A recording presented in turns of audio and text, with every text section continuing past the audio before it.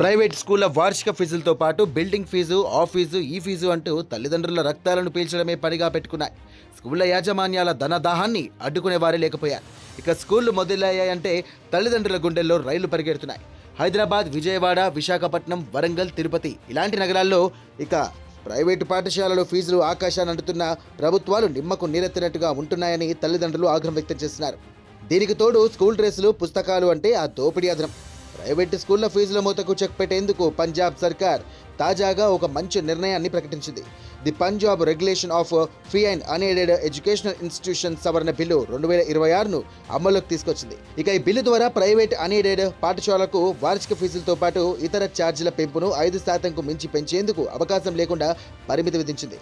అంతేకాకుండా గత 3 ఏళ్లలో 5% కంటే ఎక్కువగా పెంచినటువంటి ఫీజును పెంచిన పాఠశాలలు ఆ అదనపు మొత్తాన్ని కూడా తల్లిదండ్రులకు వాపస్ చేయాలంటూ ఆదేశాలు జారీ చేసింది. గత 3 ఏళ్లుగా ఏటా 5% పైగా ఫీజులు పెంచిన పంజాబ్లోని ప్రైవేటు పాఠశాలలు ఈ అదనపు మొత్తాన్ని కూడా వాపస్ ఇవ్వాల్సిందేనని పంజాబ్ ముఖ్యమంత్రి భగవంత్ మాన్ ఆదేశించారు.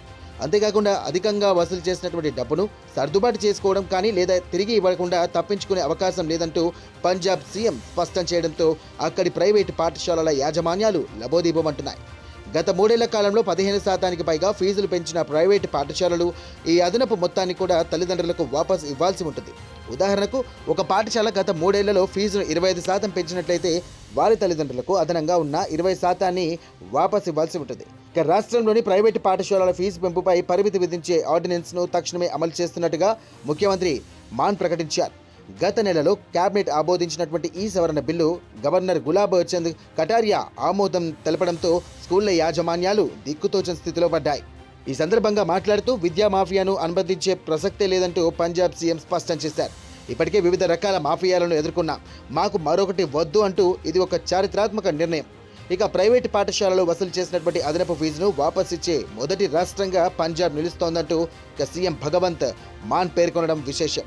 ప్రైవేటు పాఠశాలలు కేవలం లాభాల కోసం పనిచేసే ఫ్యాక్టరీలుగా మారడానికి పంజాబ్ సర్కార్ అనుమతించదంటూ స్పష్టం చేశారు. ఇక ఈ ఆర్డినెన్స్ ద్వారా పంజాబ్లోని 7,800 ప్రైవేటు పాఠశాలల్లో చదువుతున్న 32 లక్షల మంది విద్యార్థులకు ఉపశమనం కలిగిస్తుందంటూ అధికారులు చెబుతున్నారు. అయితే ఈ బిల్లులో ప్రత్యేకంగా ప్రస్తావించాల్సిన అంశం ఏంటంటే ఫీజును 5% పెంపులో school bus fee, building fee, tuition ఫీజుల కంటే అన్నీ కలపాలని ఆదేశించడం గమనార్హం. స్కూల్ యాజమాన్యాలు ఈ ఆదేశాలను ఉల్లంఘిస్తే కనుక స్కూల్ గుర్తింపు రద్దు చేయడంతో పాటుగా జరిమానా విధించడం లాంటి కఠిన చర్యలు చేపడతామంటూ పంజాబ్ సర్కార్ ప్రకటించింది. ఇక గత 4 ఏళ్లలో వసూలు చేసినటువంటి ఫీజుల వివరాలను అన్ని ప్రైవేటు పాఠశాలలు 10 రోజుల్లోగా ప్రభుత్వానికి సమర్పించాల్సి ఉంటుంది. ఇక ఈ సమాచారాన్ని విద్యాశాఖ పోర్టల్లో అప్లోడ్ చేస్తారు. పంజాబ్ ప్రభుత్వం 4 రోజుల పాటు ఈ వివరాలను స్క్రూటినీ చేయబోతోంది. ఇక ఫీజు వసూళ్లను పరిశీలించడానికి ప్రభుత్వం పాఠశాలలో ఆడిట్ కూడా నిర్వహించాలంటూ నిర్ణయించారు. అలాగే వివిధ ఫీజుల పేరుతో అడ్డగోలుగా ఫీజులు వసూలు చేయకుండా నియంత్రించేందుకు పగడ్బందీ చర్యలు తీసుకోబోతోంది పంజాబ్ సర్కార్. ఇక తల్లిదండ్రుల వద్ద నుండి వసూలు చేసే ప్రతి పైసా అది ట్యూషన్ ఫీజు అయినా, భవన నిధి, రవాణా ఫీజు, కంప్యూటర్ ఫీజుగా చూపించినప్పటికీ అది ఫీజుగానే పరిగణిస్తారు. ఇటువంటి కఠిన నిర్ణయాలు తీసుకోవడంలో తెలుగు రాష్ట్రాలు ఎందుకు వెనకబడిపోతున్నాయో అన్నది అర్థం కాని ప్రశ్న.